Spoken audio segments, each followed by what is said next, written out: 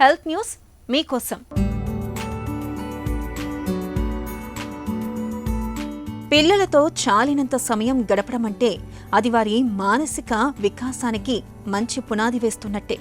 అయితే పిల్లలతో సమయం గడపడం అంటే మనలో చాలా మంది కథలు చెప్పడం లేదంటే మంచి చెడులు వివరించడమే అనుకుంటారు.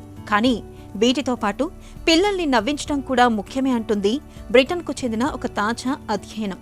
ఇంతకాలం హాస్యమన్నది మేధో వికాసానికి ఉపయోగపడే ఒక అదనపు అంశంగా, వినోదంగా భావిస్తూ వచ్చా. కానీ పసిమెదడు ఎదుగుదలలో నవ్వించడం కూడా కీలకమేనని మా పరిశోధన తేల్చిందని లండన్లోని మిడిల్ సెక్స్ యూనివర్సిటీకి చెందిన శాస్త్రవేత్తలు చెబుతున్నారు. పుట్టిన పిల్లలు పెరిగే కొద్దీ నవ్వడం కూడా మెదడు ఎదుగుదలకు, నవ్వుకి ఉన్న సంబంధాన్ని సూచిస్తుందని వారు అంటున్నారు. ఒక పజిల్ను పోలిస్తే మెదడు ఎంత పదునెక్కుతుందో చిన్నారులు పకపకా నవ్వినప్పుడు కూడా అంతే చురుకుగా మారుతుందని చెబుతున్నారు శాస్త్రవేత్తలు. నేర్చుకోవడం, ఎదగడం, కలుపుగోలుగా ఉండడం, ఈ 3 విషయాలను హాస్యం సాధ్యం చేస్తుందని పరిశోధకులు చెబుతున్నారు.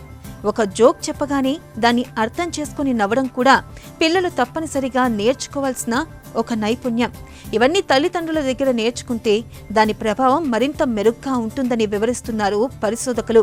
కాబట్టి బిజీగా ఉన్నామనో, సమయం లేదనో సాకులు వెతుక్కోకుండా సాధ్యమైనంత వరకు పిల్లలతో గడపాలి. వారిని తరచూ నవ్విస్తూ ఉండాలి. అప్పుడే పిల్లల ఎదుగుదల చక్కగా ఉంటుందని పరిశోధకులు సూచిస్తున్నారు.